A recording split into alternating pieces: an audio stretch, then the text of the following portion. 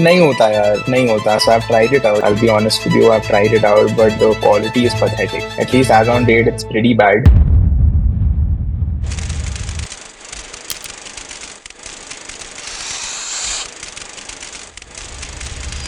Welcome to the podcast, Anurag. So, for everyone who's watching, Anurag is an engineer turned MBA from Masters Union who transitioned into a founder's office role at Zerodha. Anurag is also a content creator and boasts a significant presence on Instagram and YouTube, where his recent reel style content on marketing skyrocketed his follower count to 160K in just a month. Today, we'll try to understand more about his journey and deep dive further into the creator economy. Anurag, welcome to the show. How are you, brother? Thank you guys. You go a long way. So super nice to see you guys doing it and so nice to be here. Thank you. For people who don't know, we are school friends. I think, when did you join LSA? In I which class? joined when I was in class 4. That was 2007, if I'm not wrong. So 8 years and 8 years We've now. known each other for like, For yes. more than a decade Yeah, now. more than a decade now. Yeah. Yeah, yeah. I think शुरू से शुरू करते हैं. Can you walk us through Sure. your journey from engineering to pursuing an MBA at Masters Union and eventually landing a role at Zerodha? How did that go? My goal with engineering, I was a little confused at the time when I had to join engineering after school. So I was not 100% clear on what I wanted to do in life. At that time, for me, I was very interested in gadgets and sci-fi and everything else of that sort, whatever looked cool on the internet and TV shows and this and that, everything. So it looked extremely cool to me, very fascinating. I remember I used to follow a few shows on, random platforms, etc. And be really fascinated by it, that, even I want to build something of that sort of my own, etc. Which is why I thought engineering will be a great decision for me. Eventually ended up joining engineering. I went to RV College of Engineering in Bangalore. Probably 1 or 1.5 years into my course, I realized, this is absolutely not what I thought it would be. All the fancy things which I joined in looking at was exactly the opposite of what was taught at an engineering school. So I kind of figured at that moment that engineering is probably not my cup of tea. Maybe not engineering, but computer science in specific, which is my department out there. So I decided that, okay, maybe dropping out is not the best idea. I want to give it a little more time to explore because I was also not sure what I would want to do, in replacement to engineering. So dropping out was not really an option. So what I thought is, I'll spend my college time developing other interests, exploring other areas, etc., etc. So that is where the interest in the business side of things sort of came into my life. Sort of second year, third year, fourth year is when I explored the business side of things. Whatever I could do, of course, engineering colleges have limited opportunities when it comes to that. But whatever little bit I could do in my life, basis of that, I did it. Yeah. So then Yeah. I worked for a couple of years, went on to do my MBA, and now I'm working again. I second that because I remember when you were in college. So obviously we were in the same batch, but obviously in different colleges. But I Same remember there was an entrepreneurship challenge, and you were in the entrepreneurship club as well. So there used to be some events, and you used to send me invites on why don't you come for this event and so on. So I think you were very Yeah. much inclined towards these things in college itself. Yeah. I think that was my only getaway from core engineering. That is just how I convinced myself. I think वो Nice. creator builder mindset I think वहीं से आ गया था. Absolutely, वहीं से आया था. In fact creator builder mindset पहले से था, which is why engineering में घुसा. But I realized engineering होता कुछ और ही है इंडिया में, maybe or maybe Engineering में I abroad think also, but engineering और ही कुछ होता है. most people get into engineering because of peer pressure or family pressure. I think क्योंकि सब कर Yes. रहे हैं For तो me, it मुझे भी was करना self-induced pressure. है. Right. सब कर रहे हैं तो मुझे भी करना है. तो कुछ सही होगा. Correct. Anyways, वही है. moving on, you've done MBA from Masters Union. So why Masters Union first? And second is that is it any different from other top MBA programs in the country?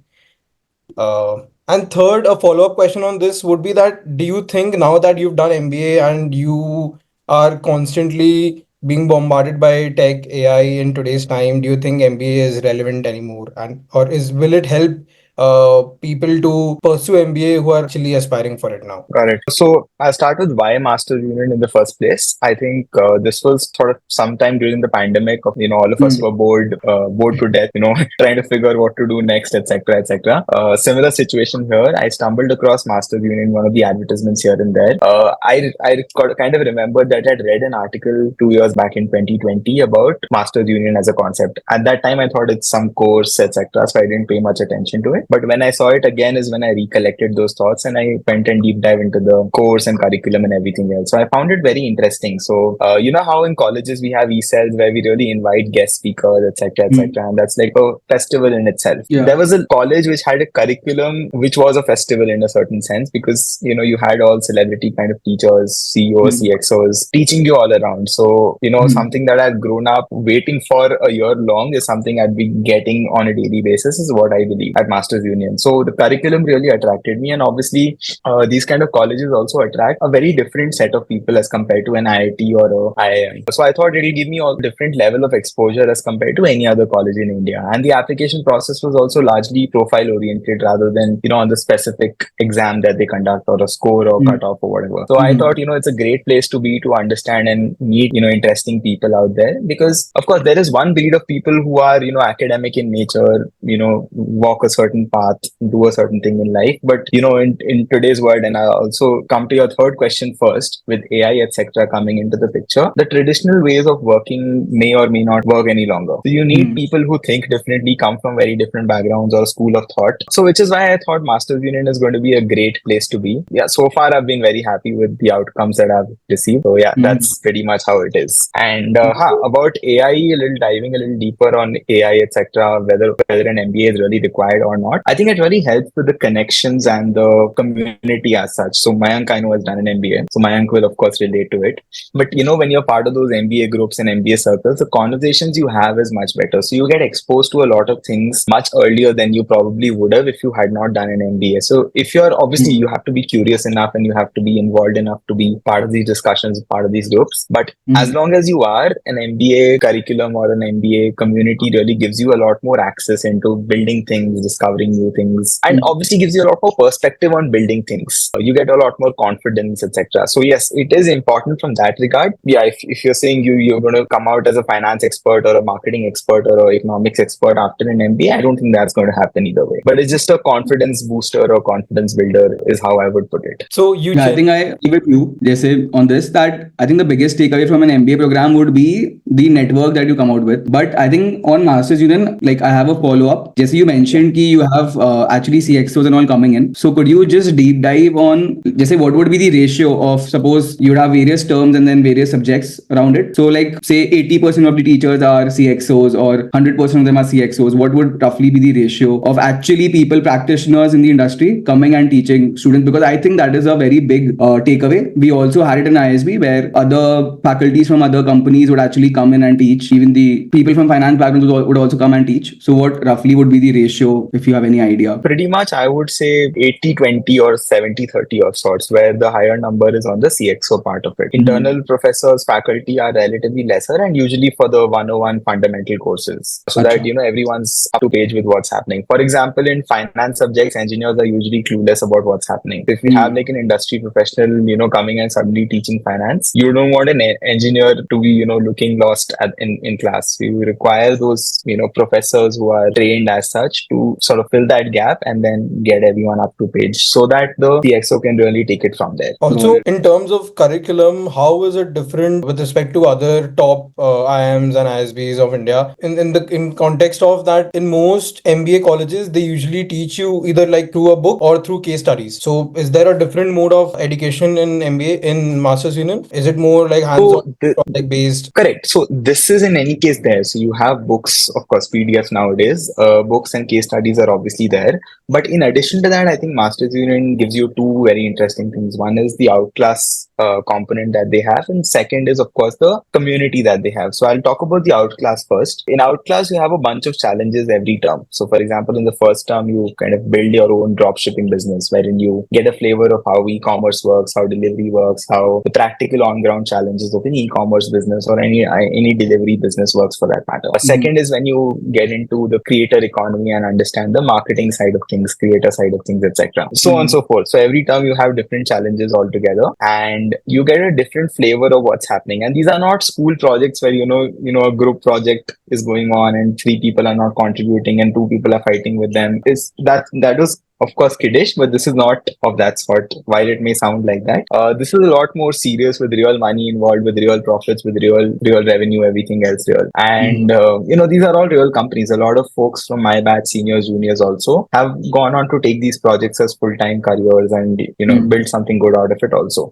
So I think that is something that Masters Union really offers. The second thing was the community, which I was talking about. Now, if you talk about an IIM, etc., a significant portion of the classroom in IIM is still filled with engineers. After all that diversity, etc., are factored in, the larger portion of the class is still engineers. So I personally put an IIM as an engineering school disguised in an MBA, or MBA atmosphere of sorts. So the fun, the jokes, the everything, the vibe, etc., is still like an engineering college largely. Of course, not 100% like an engineering college, but a lot more like it because the majority are engineers. So the experience is not as different as it would be in, say, an ISB or a Master's Union kind of college. So that really, if you combine it with the outclass challenges and the other things that you do, it really gives you a wholesome experience that is very different from what is there otherwise, in India right now. So that's pretty much how I would look at it. So the next thing is that if you're comfortable revealing, what was your salary pre and post MBA, and what do you think one can expect post MBA on average from an MBA institution like Masters Union, or if you can just give us a range on that. Okay. So I won't reveal the exact numbers just to be fair. But just to give you a sense, my pre-MBA salary was below 15, and my post-MBA salary is of course over 15 now. Zerodha's salary works a little differently, so I won't get into the specifics of that. But after a Masters Union, typically I think the placement report gives a great idea on the website about what the salaries really look like. But just to give you a better sense, I think it's pretty variable, right? A lot of variable components add up and make a good chunk of your salary.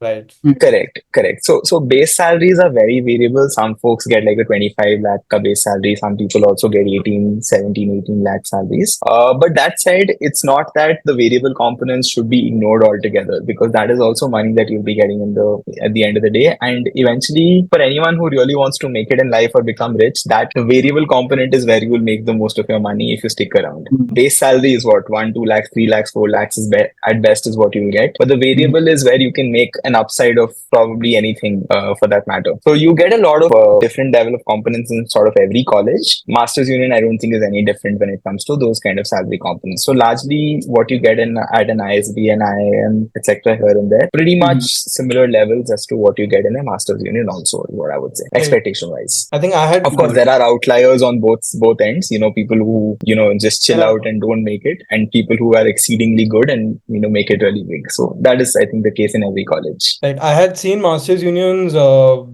This thing.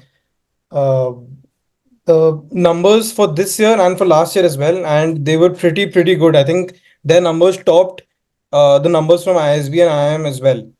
So for people looking like listening to this podcast, can consider Masters Union as well when choosing an MBA option. And talking about bonuses, I think everyone who do not know, consultants usually earn maximum through bonuses. I think they get 100 to 200% in from their bonuses as well. I think Mine can talk more about that if he has an idea on that. I think it is not really consultants, but I would say people into IB or people mostly into PVC. I think because that's deal. So wherever you have deal conversions, wherever there's a success factor involved, I think that's where bonuses are really high. Yeah, anyway, I mean, it is then consulting as well, but not as high as it is in, say, industries like PVC or. But in other places, you have ESOPs, which really make a difference in a lot of cases. Even startups, I think startups have really high variable pay with the ESOPs that they get. So absolutely. And now that we're all moving towards the culture of profitability, etc., in India, I think a lot more startups will start doing share buybacks, etc. So you'll have a lot more wealth creation as to what I think in startups in India. Fair point. Moving to the creative side of things, could you tell us how you started to explore content creation on Instagram, I think primarily, and then you also moved to YouTube. And this you were doing alongside your work at Zerodha. right? Or you started much before that? So I started it, say 6, 7 months before I joined Zerodha. How it started is an interesting story. So back during the pandemic, again, 2021 or 2022 is when I, was very curious about case studies, etc. This is when I was deciding that, okay, I want to do an MBA, just exploring options here and there. So just figuring it out. That is when I stumbled across a bunch of case studies. I specifically remember one case study was around how Maggie bounced back from all that crisis that it had. So Yeah. I read that case study and I'm like, okay, this is very interesting. Everyone does not have access to it.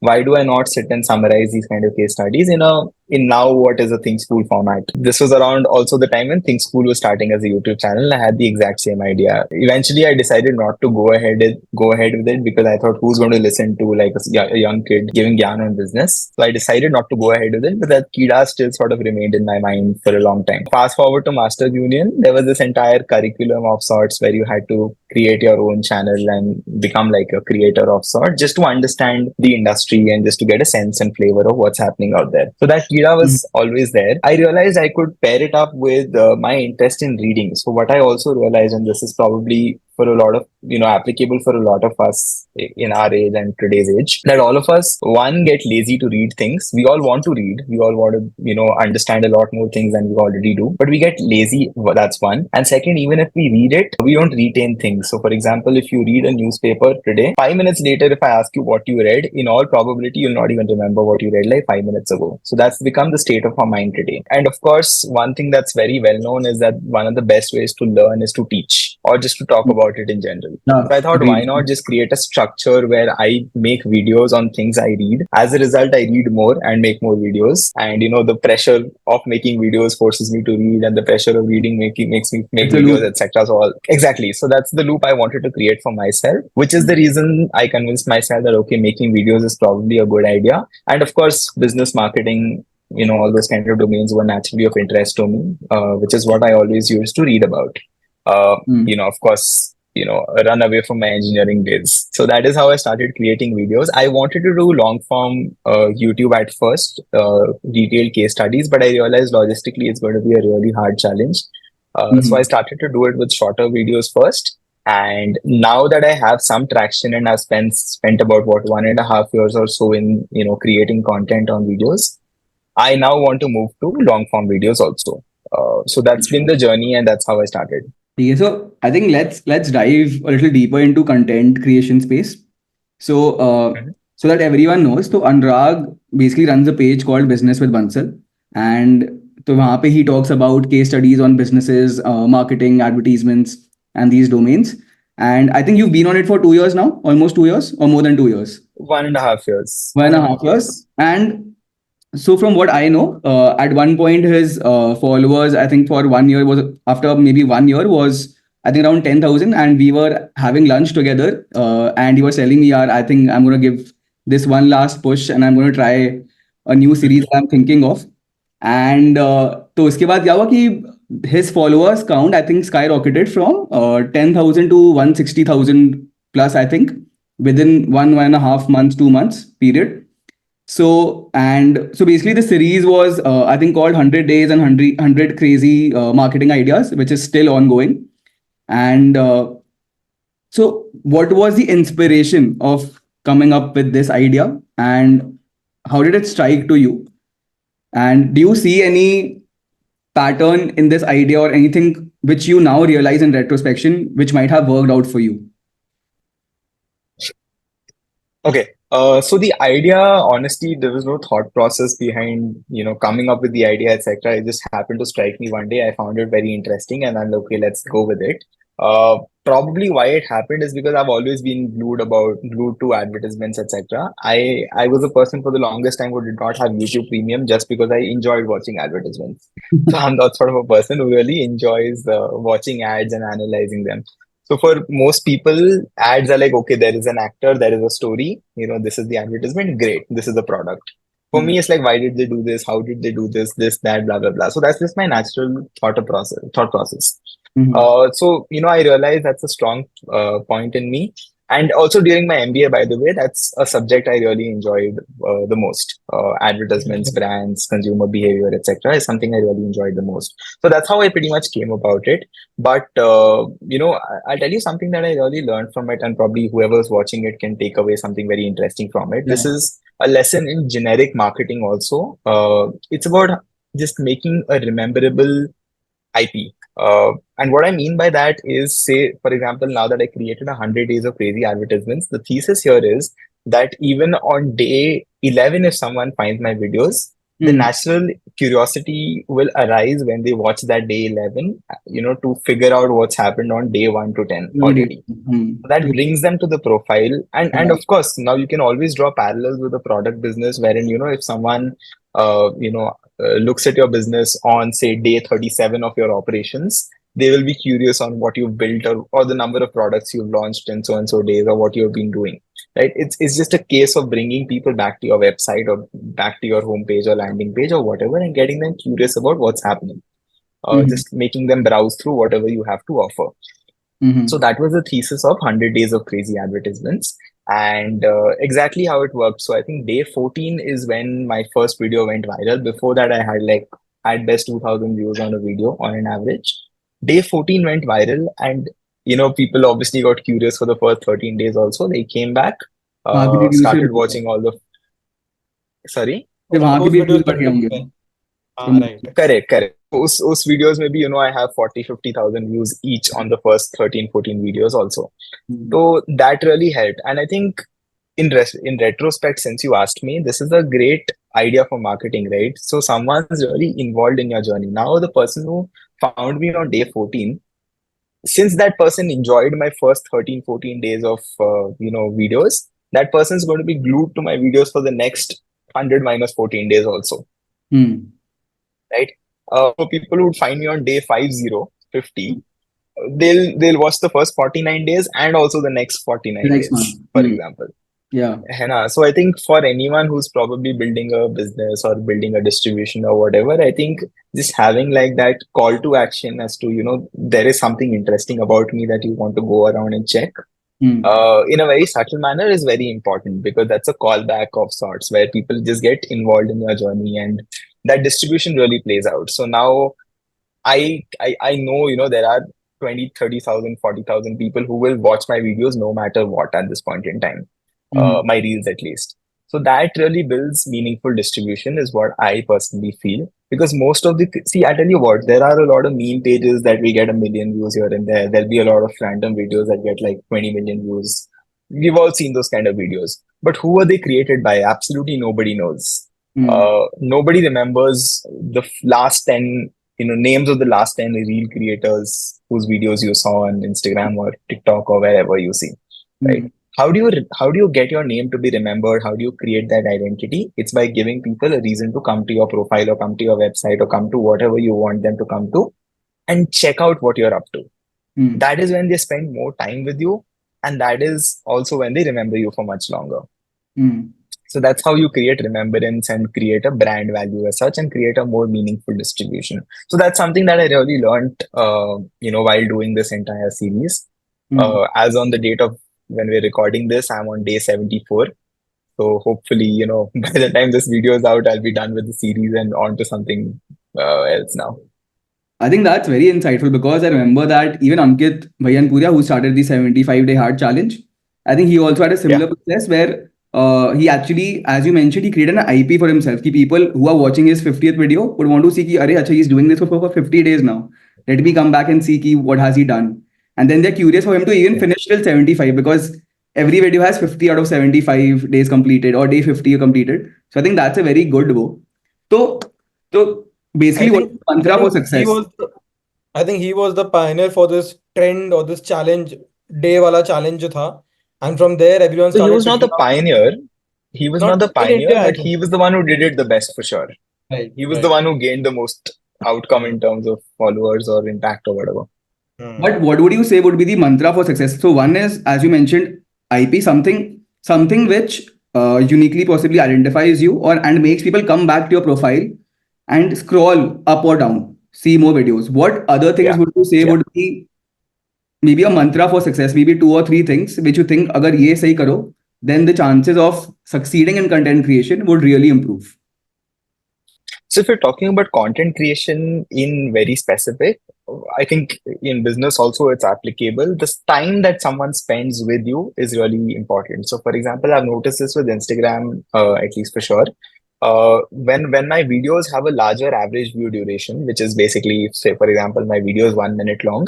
If people have watched it for 25 seconds, and if another video is also 1 minute long, but they've watched it for like 17, 18 seconds, this video is definitely, without a doubt, going to get much more views as compared to this video. And I'm not even talking about like 100 versus 200. I'm talking about 100 versus a million. That level of a difference. Okay. So one is, That is time actually, spent with. sorry to cut you Sorry? there. Does the virality of the video actually depend on the retention of the user, or is it more about how quickly or how fast people are actually liking and sharing your content? From what I have read, the more people are sharing your content, the more does the algorithm pushes it to a wider audience, right? Okay. So it's a mix of all factors for sure. I mean, you can't put it solely on one particular factor. I'm just saying in terms of what I have noticed in my journey and what is more relevant to educational side content creators as such, or pretty much on those lines. Sharing, of course, is the most organic way you can do anything, even if the algorithm does not support you, or there's some massive change in the algorithm which you do not understand. If you share the video with me, the algorithm has given you one view, but since you shared it with me, there are two views. If I share it with 200 other people and they watch it, the algorithm cannot do anything. 200 people will watch that video, Hmm. right? Hmm. So sharing is obviously the holy grail of everything. If it's not share worthy, if it's not worth talking about, or for someone to be proud about the fact that, okay, see, I came across this information, I am cool, you should also know about this, then probably a video or anything is not worth it. For that matter, a product also. A lot of these products, businesses, etc., that you see all around, a large part of their success is owed to word of mouth marketing, etc. Hmm.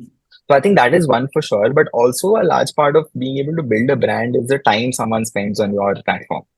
If someone spends a lot of time looking at what you're doing, watching you, etc., they develop that internal connection with you, and the impact obviously increases, because see, a lot of people have a lot of value to add, but the audience does not have time to consume that value.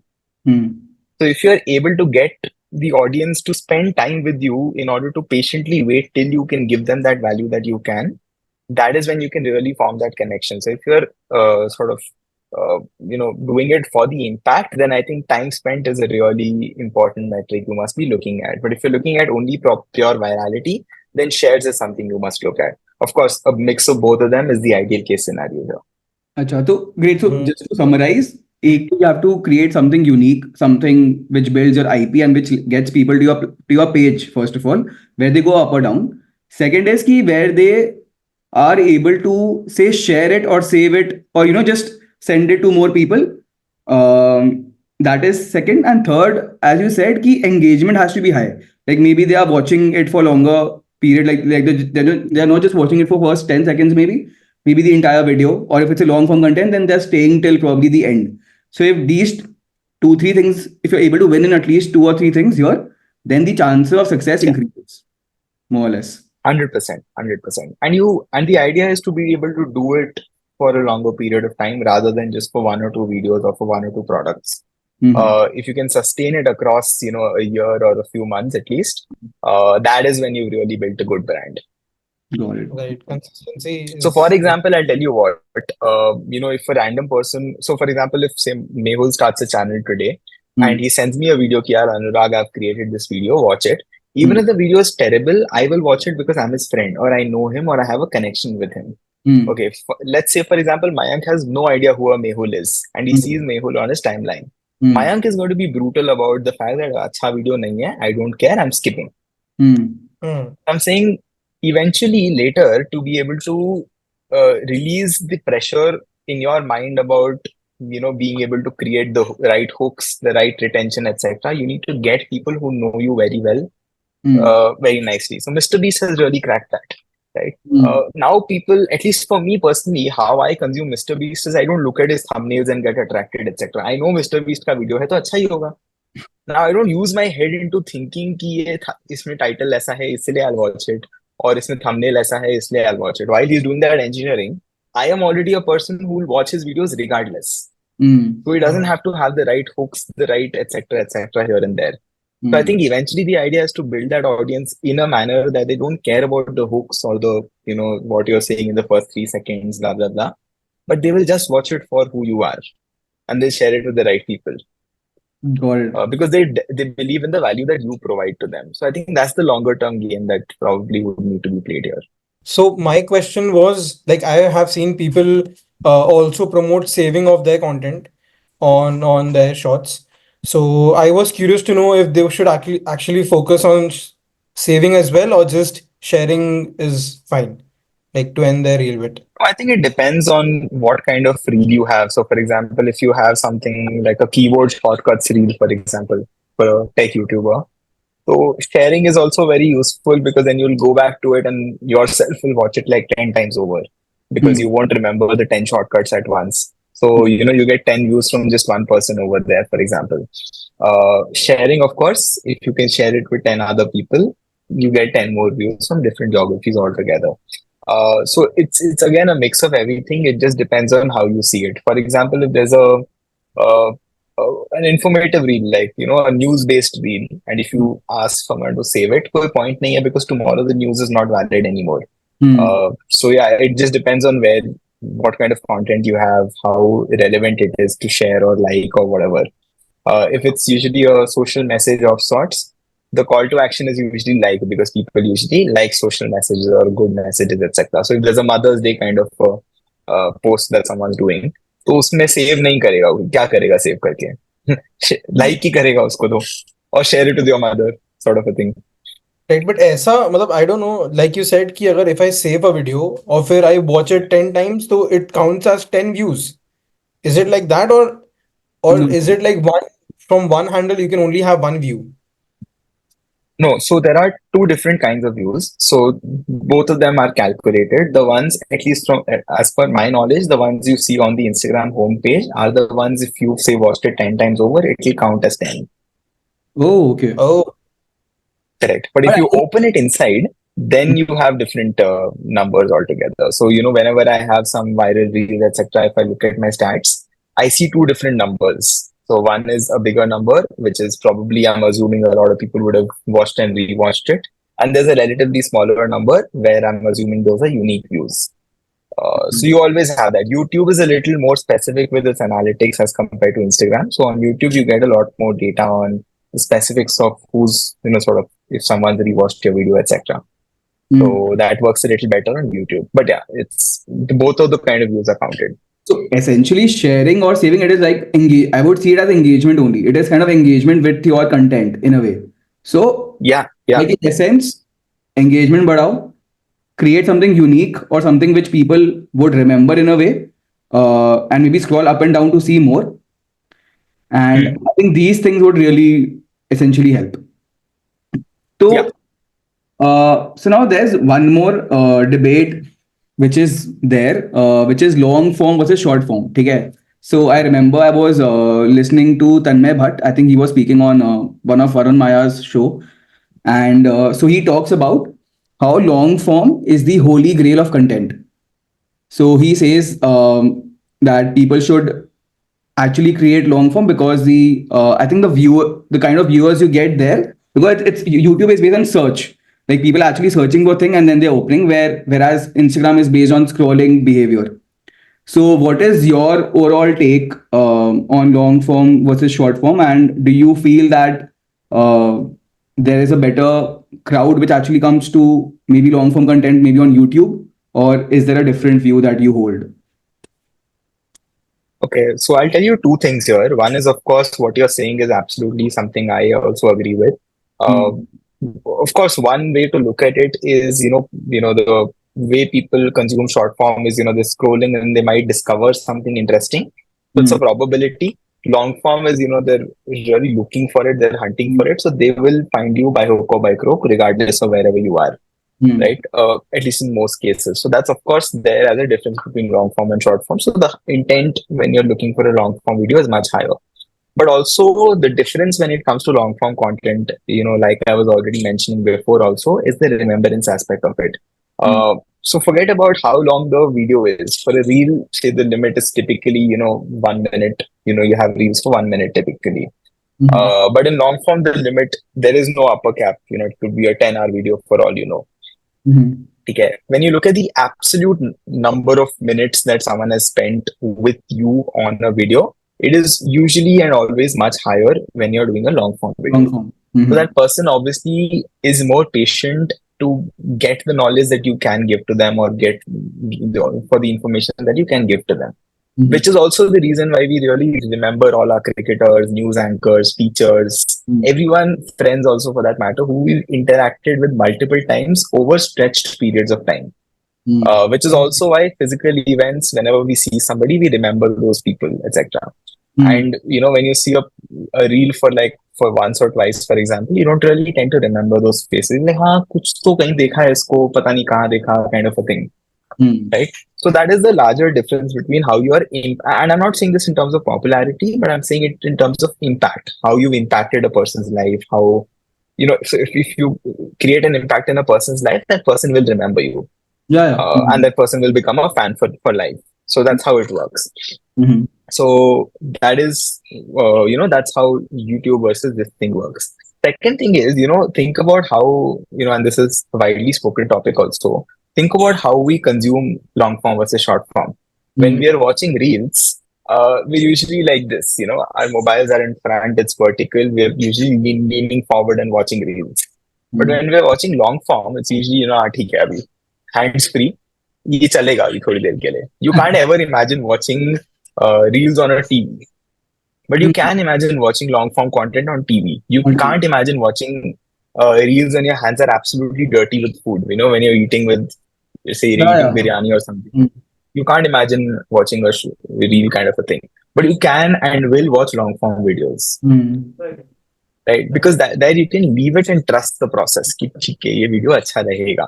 So yes, for a sustainable long format, just to sustain a little longer in the space, I think long form is obviously the way to go. One more thing I'll add to that as an insight, which this is my personal thesis. But I tell you what, so 2020 was a time when content creation really blew up because of COVID. Good. That is when a lot, of course, Geo, etc. had happened. 4 years into Geo, sort of COVID happened and everyone was bored to death.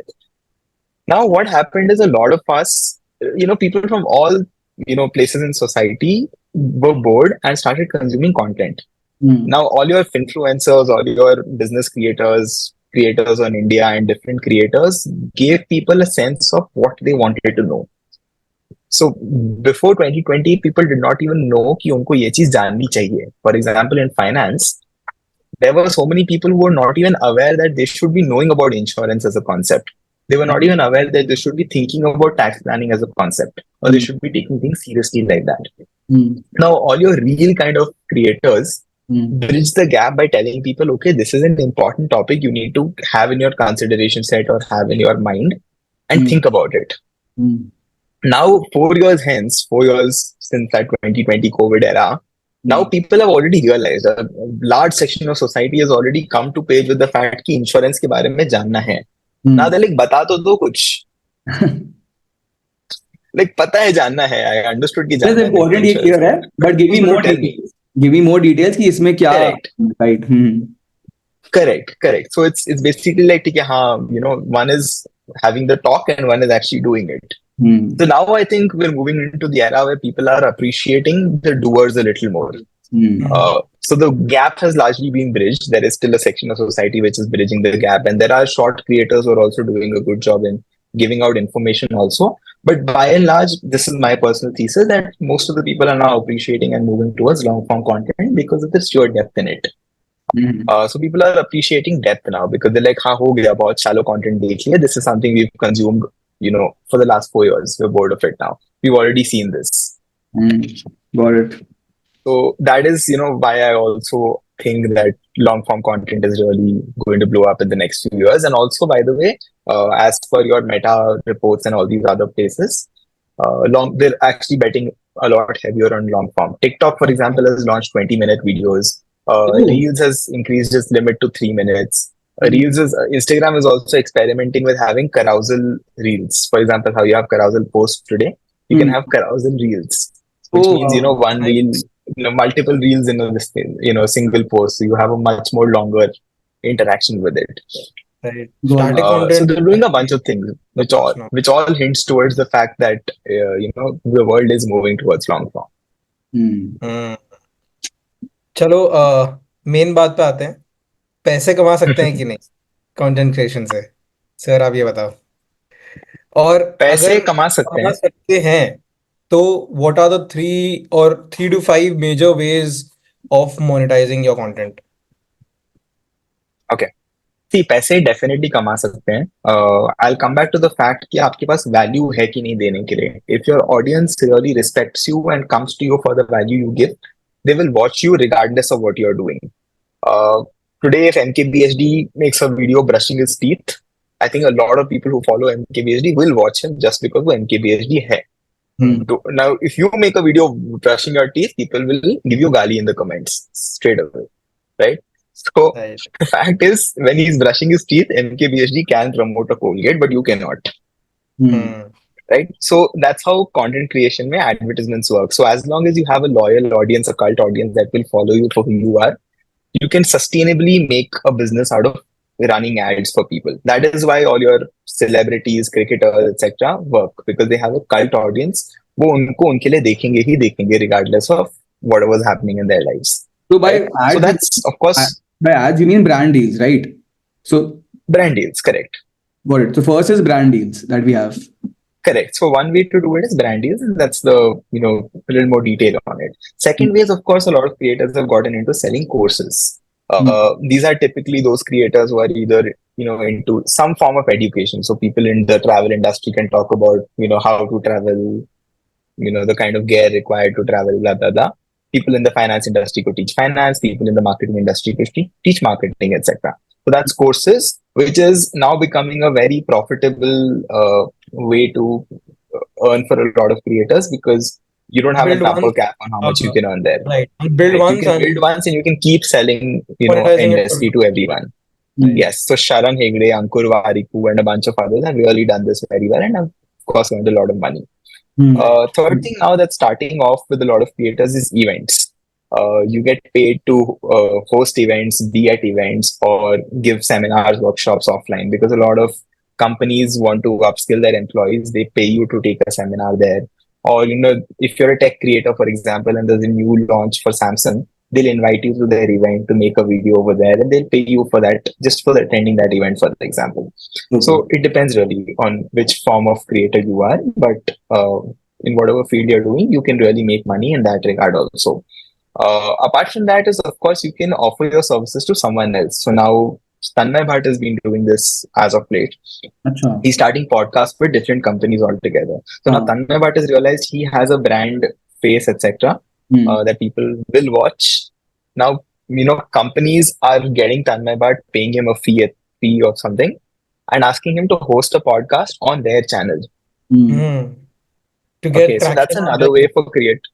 Right. Yes, so if you're a popular face or someone who's kind of made it over there, that is another way you can think about monetizing your channel. And of course, one more way is you can create your own agency. You can hire folks under you because you're in this space. You're obviously well connected with everyone else in and around the space. Hmm. You will have a lot better connections than any other random person would. So Hmm. to create an agency that services the content creation industry, you are in a great position as compared to someone who's not from the content creation industry. Hmm. So that's another way to earn. So Something Ishant basically- Sharma with Market Up and a bunch of others have done this. Something like what Beer Biceps and Ranveer and Viraj would have done with Monkey Entertainment or Monk Entertainment that they call Yes, it. Great. correct, So correct. essentially, if I have to summarize, one way is to do it through brand deals or ads. The second way is to create courses. Something, maybe if you're a finance creator, you can create a finance course for people to come and watch. So that is number two. The third way is to go to events.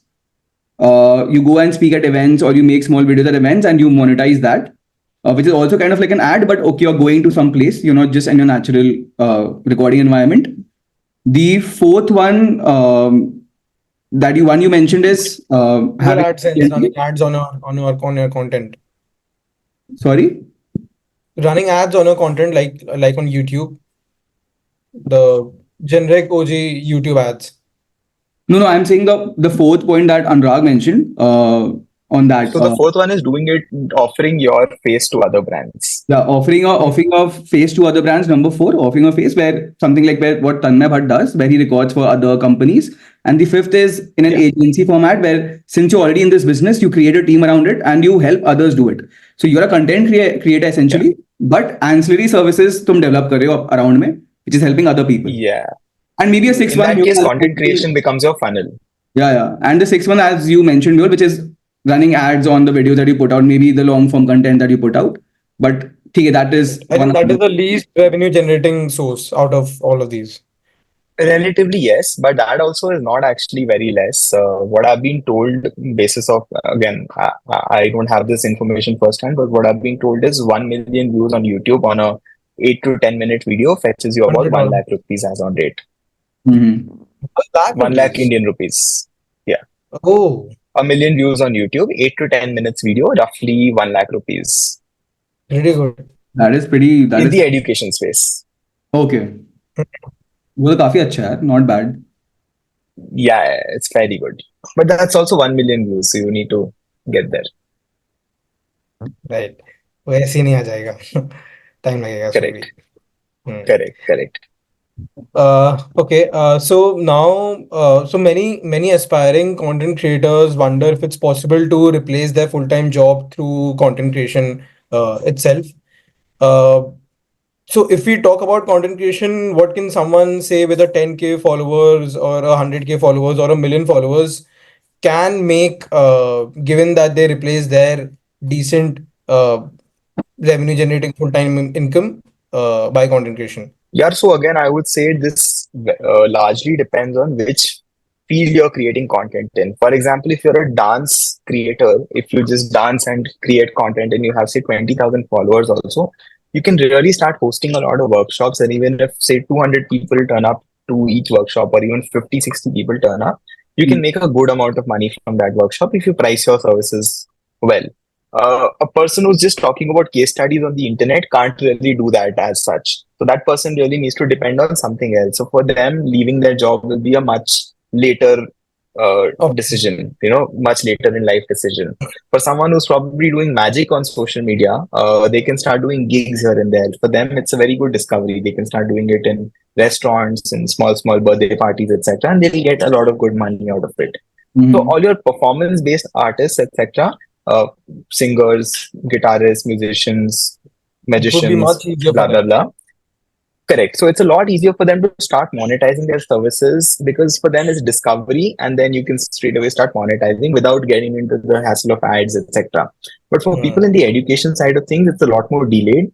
Yes, people get very excited about, ki paisa milega, let's leave it, let's do it full time, etc. But it's not as easy as it used to be back in, say, 2020. 2020 was not easy as well, but relatively it's become a lot harder today.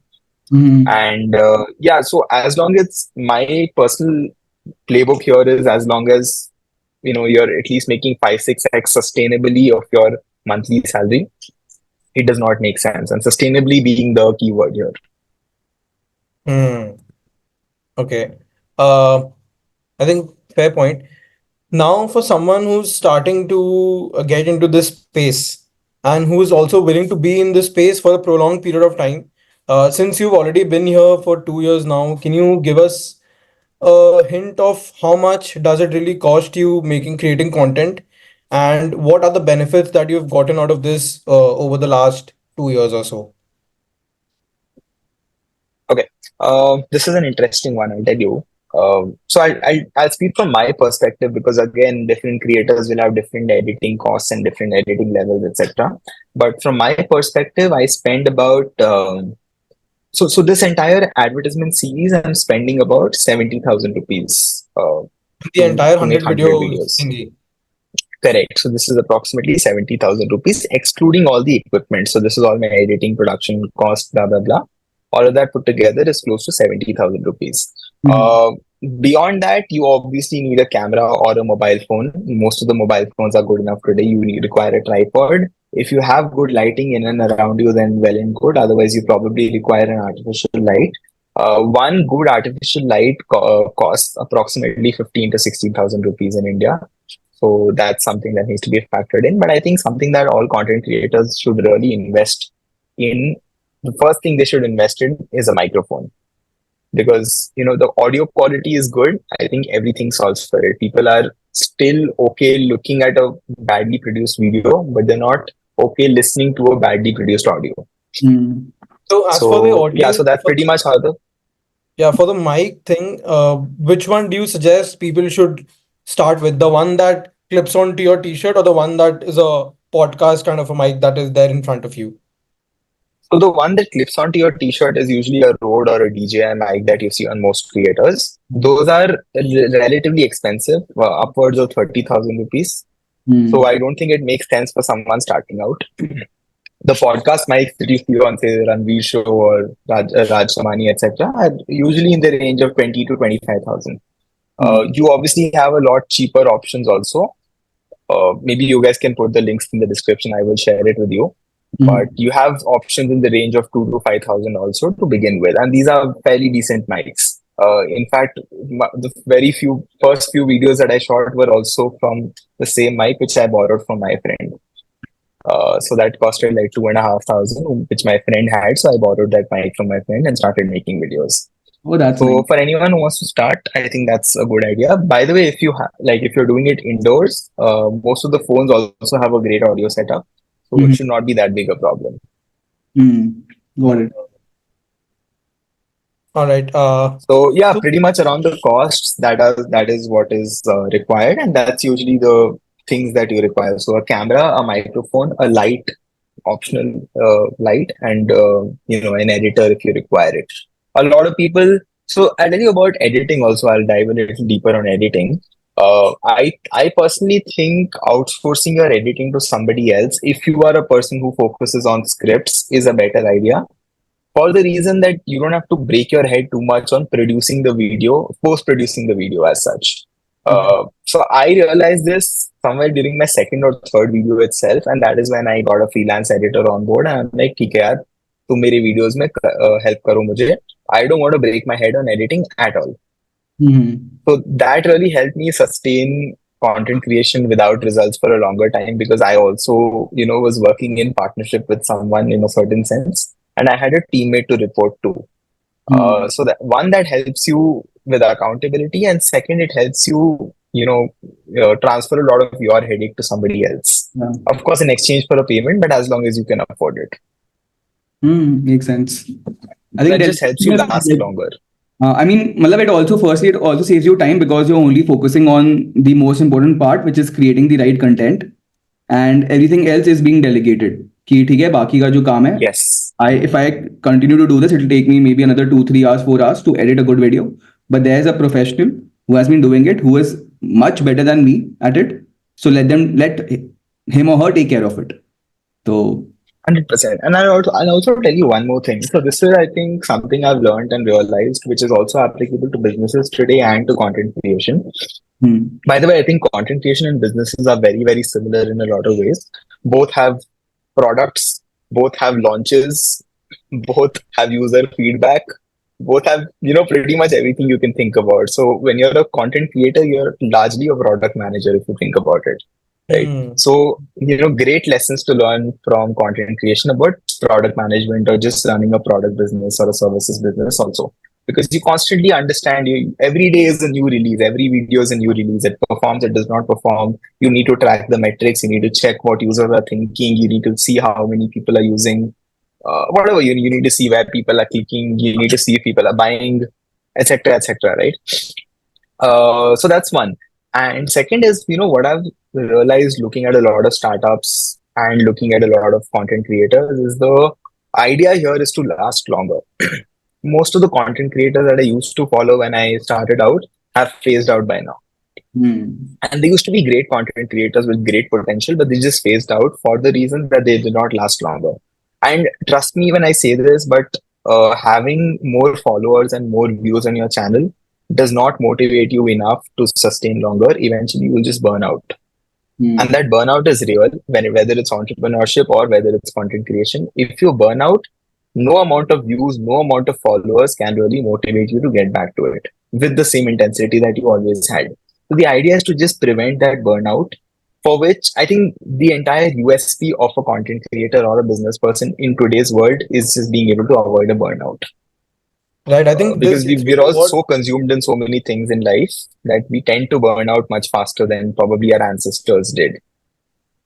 Yeah, I think I recall something that Alex Hormozy once said, that it's more important than winning the game is to stay in the game. I think that's how you can 100%. actually guarantee success in whatever you're playing. So, 100%. right. 100%. Uh, I had one question about video editing. Do you think someone who's starting out, who's a bit hesitant to put money into editing? I know that short form and long form editors do charge you upwards of 500,000 rupees per reel or Yeah. so.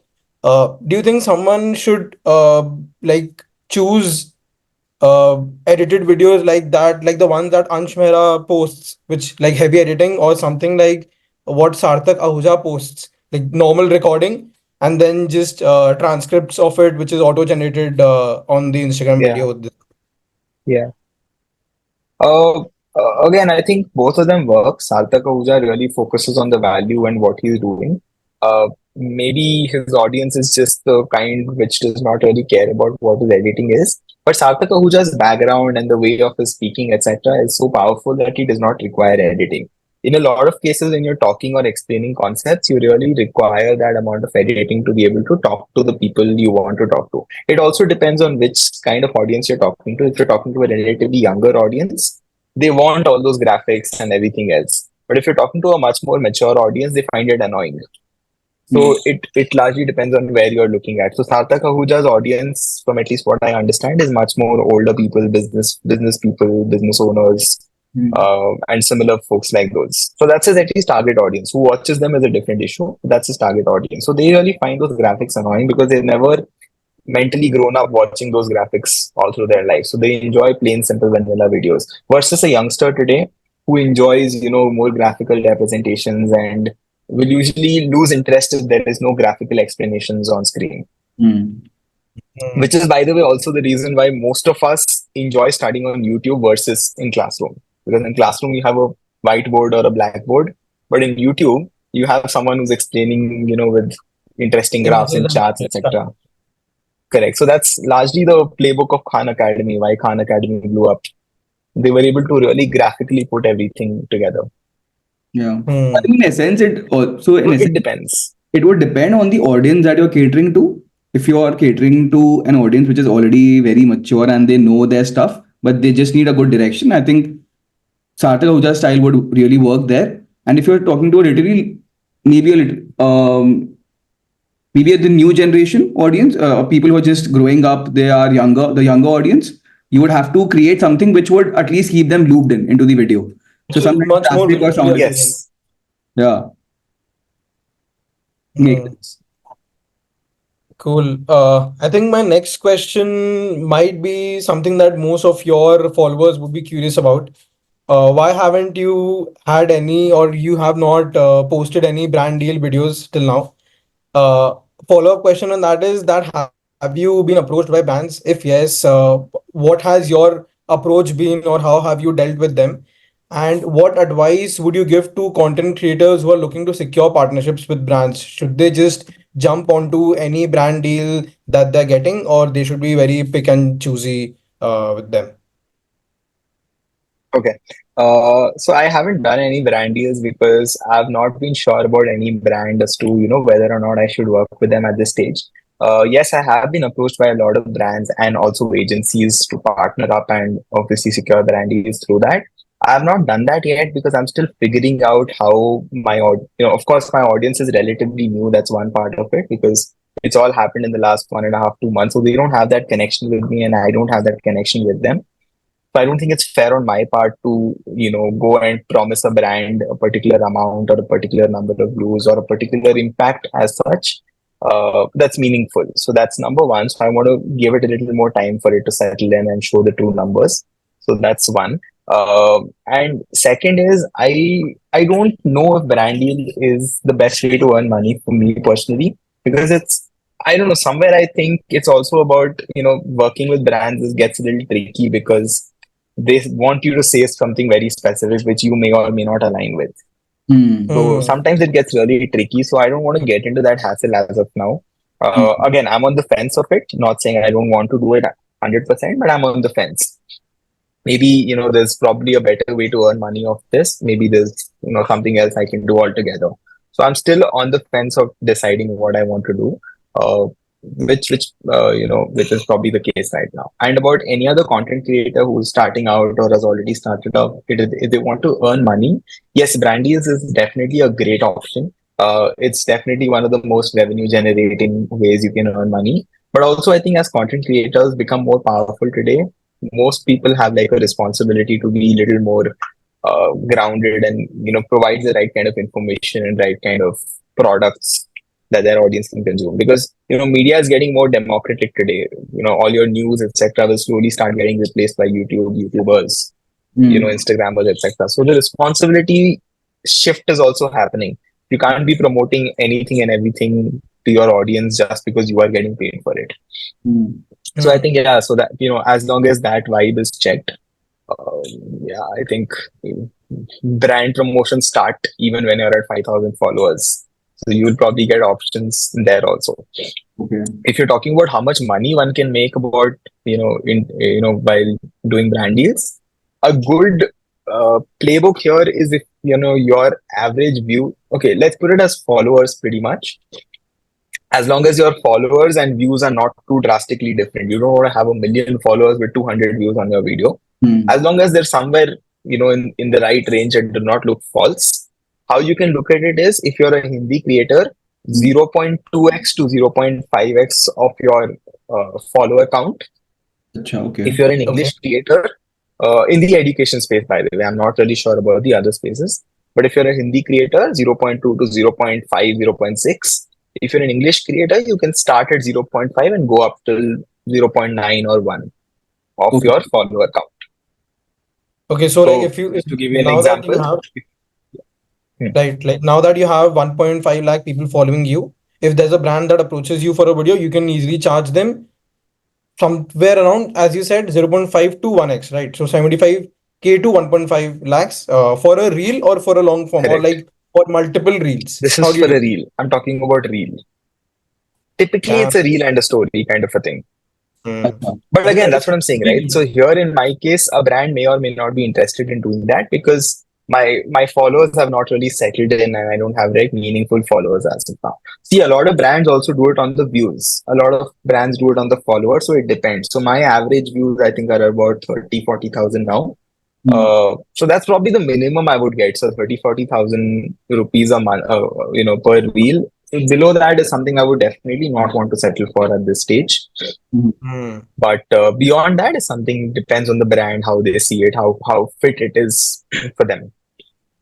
Yeah, so Great So you can stuff. negotiate your deals accordingly. I have one follow-up question on it. So you had mentioned like there are like 4 5 other ways as well to uh, earn as a content creator. So besides brand Yeah, deals, have you pursued or did you get an opportunity to take up any other option? Or have you made money or even earned something during this process? Or do you think right now you're just unlocking it? Right now you're just building it up and it will unlock after a certain stage.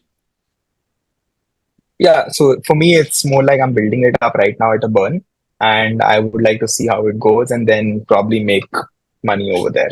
Got My it. idea is hopefully, if things go right, all my burn can be covered with one brand deal if things go right in the future.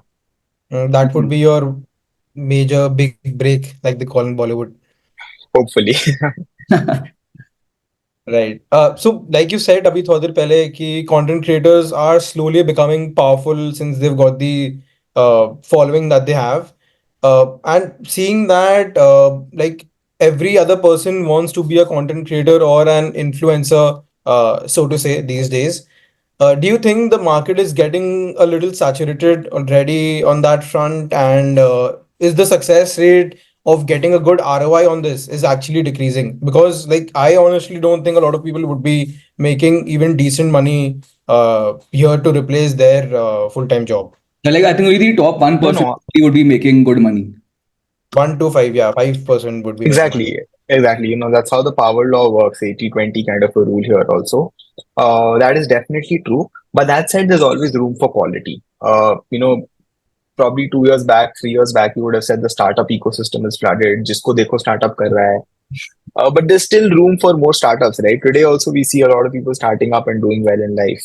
Hmm. So it really depends. There's always room for good quality. There's always room for some amount of innovation. So as and when we progress in the world, as and when new things roll out, new opportunities, new white spaces also get created. So it's all about figuring those white spaces out. For example, when UPI did not exist, a Paytm, phone pay kind of a model would not even exist. Like so, there was not even an option before 2016.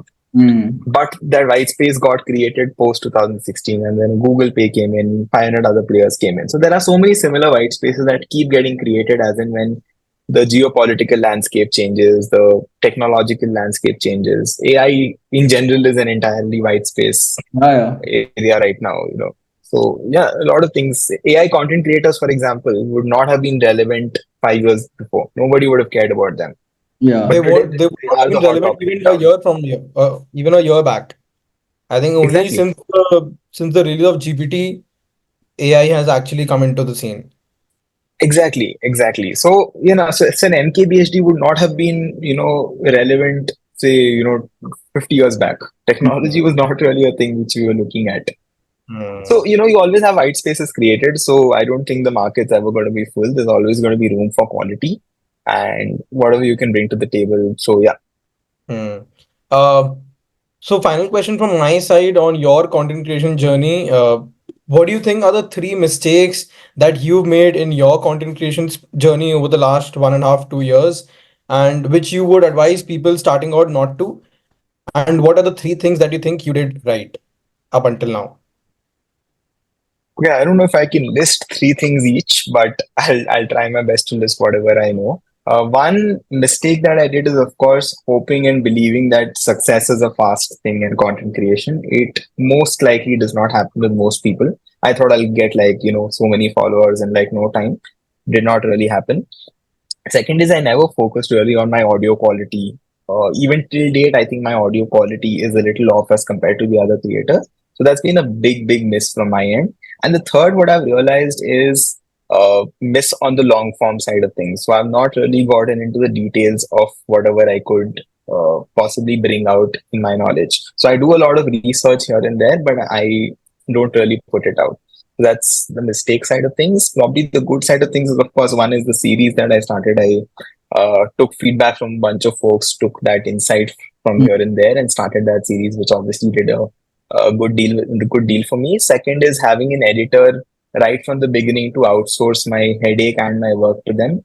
And what else? Probably just the fact that I started content creation, I think, is also a positive that I would take from this.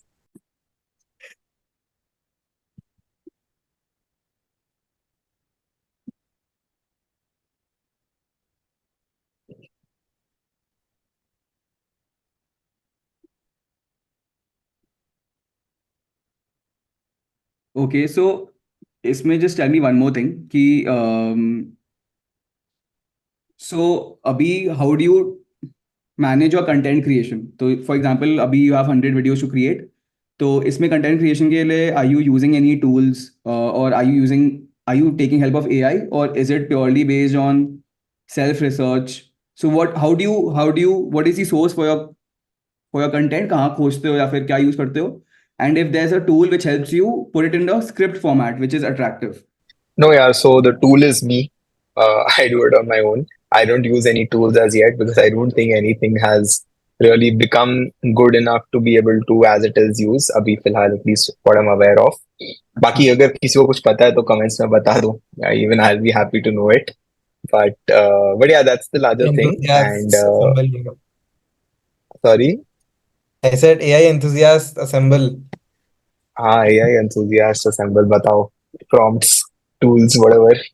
Like why But like, anyway, yeah, so come. why not something like Chat GPT where you can maybe probably ask them to give you put in a prompt and ask them to give you say a good case study in a particular industry and also based on say advertisement, which is the current series that you're working on. नहीं होता यार, नहीं होता. So I've tried it out. I'll be honest with you. I've tried it out, but the quality is pathetic. If I can put it that way. At least as on date, it's pretty bad. And I can't even trust the fact कि ये बात जो उसने बोली है वो सही है कि Authentic नहीं है है. कि Half of the नहीं? times it's hallucinating. I No. really don't know what's really happening there, and I can't depend on it. Hmm. So Hmm. that's a big issue with all of these tools right now.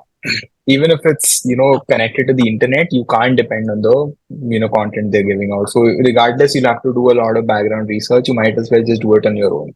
And see, the idea is not to create content for creating content, right? The Hmm. idea is also to learn in the process. So अगर आप AI को outsource कर दोगे, then you essentially become useless. Hmm. Hmm. I would like to have the brain activity to myself for as at least as long as I can and possible. Makes sense. And how do you record your videos? Like, do you use a teleprompter? या फिर how do you record it? Because there's a phone in front of you, and but then there's a big script. Even for the 1.5 minutes that you speak, there is a lot of content in your video. तो वो कैसे करते हो? कैसे do you memorize it or do you watch it, go through it? कैसे करते हो? Yeah, so I write my scripts before I start recording. So I choose to write multiple scripts before I start one session of recording. So I set up my camera. There's a background that I stand in front of. एक Hmm. side natural light है, एक side artificial light है. So that's how my setup looks like. And I usually, read 2, 3 lines. I usually keep my laptop somewhere that's hidden out of the frame of the camera. Hmm. And I see 2, 3 lines, say it out, then repeat that entire process. My editor makes the cuts and stitches all of them together neatly. Makes sense. And usually it takes me 2 to 5 minutes, depending on the length of the video and the quality. But it takes me 2 to 5 minutes to record one video. Got it. Scripting takes a lot more time, but recording does not take so much time. Got it. All right. I think before jumping into the rapid fire section, one last question, I think a burning hot question that we have is that how important do you think in today's day and age is personal branding for anyone? And also, if you can provide an instance on how it has helped you in your journey or in your life, and what steps maybe individuals can take to build and cultivate a strong personal brand uh, while they're doing it, creating content, or if even if they're running a business or working a full-time job. Got it, got it. I think personal brand is extremely important because human beings now also this is again my theory, but I think with the coming of AI, more people will start craving for human touch beyond anything else. So having that personal brand which has a human connect to it is something we'll all start craving for, and we'll all start buying from, trusting, etc. Because with AI will come some sort of mistrust, some sort of everything else, right? So you always trust a person's information when they give it. Even today, with all the social media that you have, you trust when someone tells you something in person rather than when someone tells you something over a email or something, whatever something Mm. is, right? So that's pretty much how it will work in the future. Also, is what I feel with AI coming in. So you require a personal brand to form a connection with a specific set of audience to be able to do anything for that matter, even just have your voice heard, if not sell a product or anything else. And yeah, for any entrepreneur, etc., a brand is very important to be built because we all have seen, how unorganized sectors are now moving into organized sectors. Pretty much everything is becoming organized slowly in India and in other parts of the world also. So when you're talking about an organized sector, world with a lot of organized sectors, you require brands because how do you otherwise pick and choose? There are so many options. Right. I So yeah, think I think it is very important. right. I think the most recent example from this is the sharks that we have from Shark Tank. I think I did Yeah, not know a couple of them before, and now they are massive personal brands in themselves. And everyone actually 100%. knows who each of the shark is and what they do. So, 100%, 100%. right, And they also buy from their products, buy their products. Yeah. right. Anurag, like ऐसा कोई specific incidents based on your personal brand that you remember helped you या फिर ऐसा कुछ which you're able to recall, like people came out and reached out to you which they would not have otherwise done because you're a content creator, because you have built a personal brand for yourself? Yeah, so I think your voice becomes a lot more powerful. I can't specifically recall of a lot of incidences where Hmm. somebody reached out to me beyond somebody else, Hmm. because I'm obviously working in an organization, so people do not expect me to give out services for other people right now Hmm. since I'm working at Zerodha. Hmm. But how it works out here is, your voice becomes a lot more powerful. So when you have a certain number of followers, when you have a certain brand that you build, people respect you for that brand, which is also the case with entrepreneurs, obviously at a much larger scale. But Yeah. why we respect all entrepreneurs is because they built something, they've done something. So Hmm. similarly, when you have a certain number of followers, you see the difference in how people perceive you and how people listen to you for like a lot more time than they otherwise would have. So, for example, even on this podcast, you would have probably not had me here if I had, say, 5,000 followers today. Hmm. So, small things, right? So, your voices become a lot more heard and you just become a lot more important in general, right? So, that way, personal branding helps, and using that importance and using that power that you get, you Hmm. can build on top of that and make something meaningful of that. So, Hmm. that's pretty much how it works, is what I think. Yeah, makes sense. I think that was very insightful overall. And so let's switch gears and let's move to the rapid fire round now. Have some very Done. candid and quick answers from you. And so, as they say it, your answers have to be rapid and full of fire. So, are you I'll ready? try.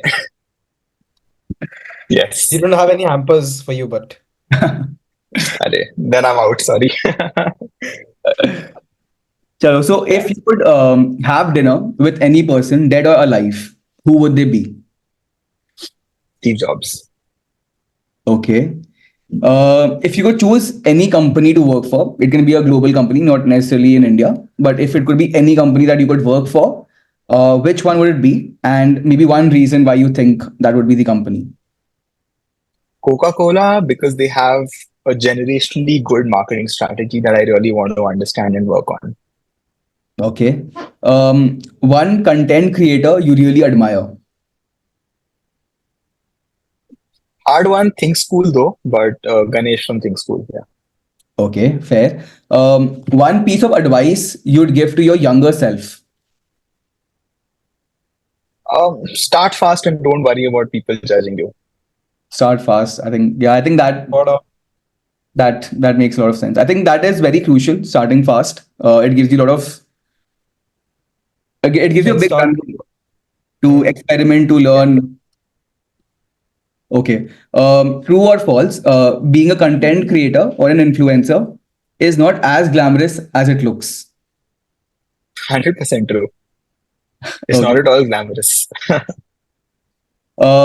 If content, so this is an interesting one. If content creators were stocks, which content creator would you, number one, acquire, like get all of their followers, their brand deals, all of the content that they make? Number two, which one would you invest in? Like you see that they've not grown very big yet, but you think that there's a lot of growth potential in them.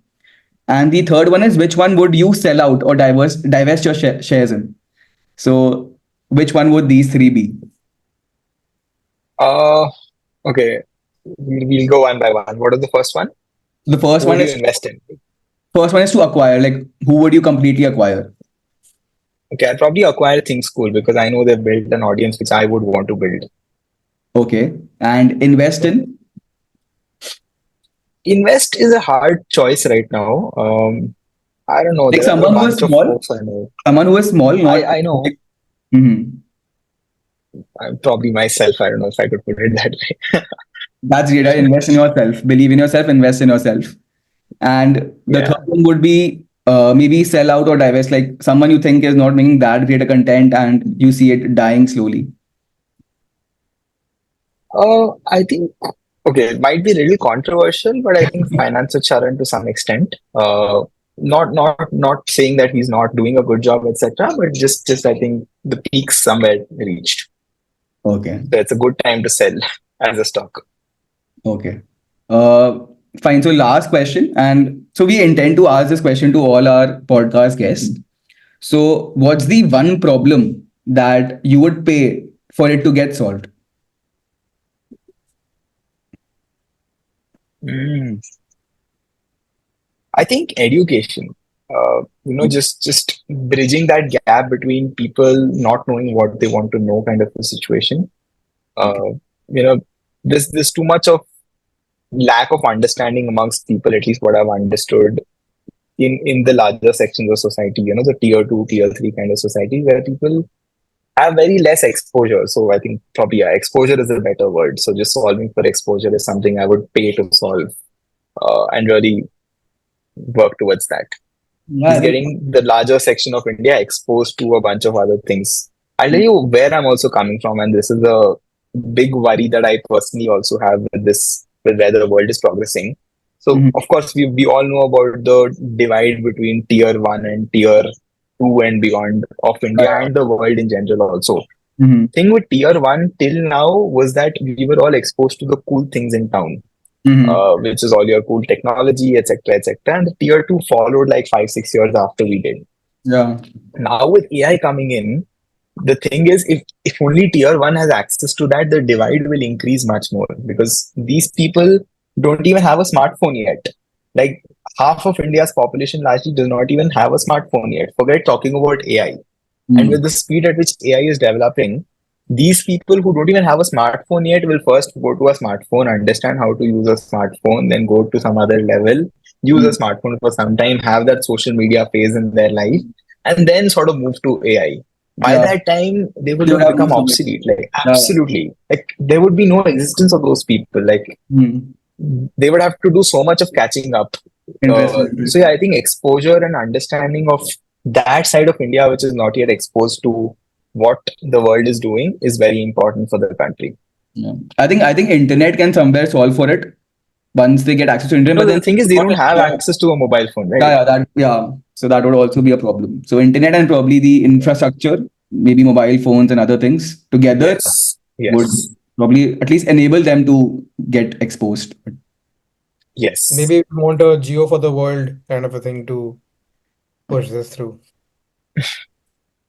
Yeah. Great. I think thank you, Anurag. We loved talking to you. Thank you Thank you so for much, sharing your guys. thank you for sharing your insights and your experiences with us today. I think it's been incredibly enlightening, not just for me and Mayank, but for everyone who's listening. Yeah. Uh, Before we wrap up, can you like where can our listeners find you online to stay updated with your latest content, your projects, and your work? Can you just tell us and for everyone who's listening here? Yeah, so I have a channel on Instagram and on YouTube, both called Business with Bansal. I mean, I'll ask Mayank Mehul to put the links in the description Yeah, yeah, also. 100%. Yeah. And of course, I am on LinkedIn by my name, Anurag Bansal. So yeah, y'all can find me there. That's probably the place where you'll find updates on what I'm up to, where I am. So yeah. Yeah. Great. And I And yeah, think by the way, for everyone who's watching it till here, Mayank and Mehul, really dear friends from school, and they started this very cool clothing company called Banter Box, where they sell sports merchandise, F1 and other sports, football, F1, etc.